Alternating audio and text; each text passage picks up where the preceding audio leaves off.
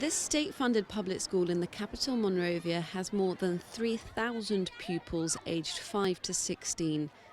Sometimes as many as 90 children can be in one class.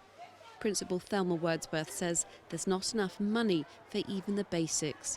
What will make this school a better school is funding, instructional materials, and a lot more.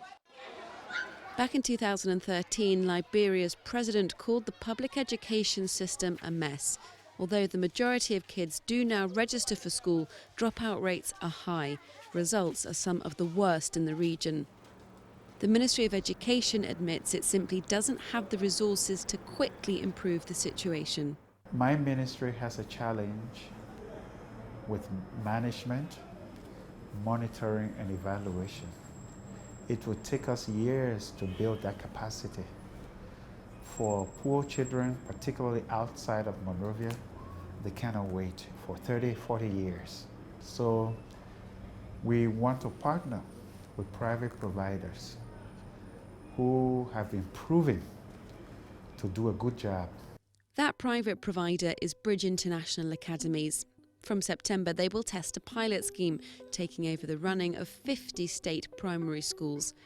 Bridge International will be paid by the government and donors to manage the day-to-day running of the schools, train teachers and set the lessons.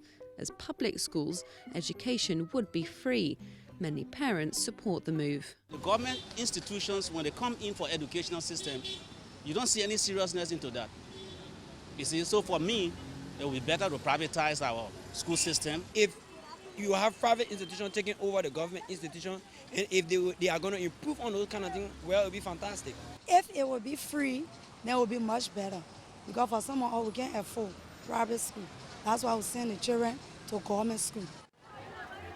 If the pilot goes well, Bridge International could then take over the running of all of Liberia's nursery and primary public schools, a proposal that's met with fierce opposition. Liberia's National Union of Teachers admit that there is a problem with the education system, but they see the private partnership as a quick fix and one that might not necessarily benefit all pupils and could lead to teacher redundancies.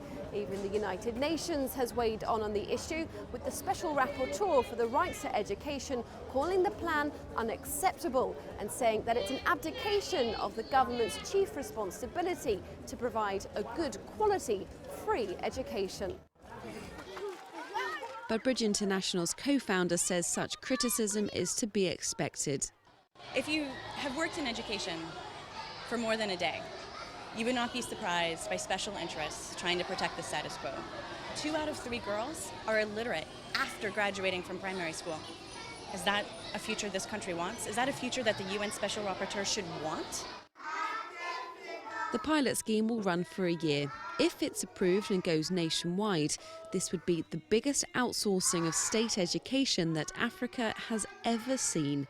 Katerina Vittozzi, CCTV, Monrovia, Liberia.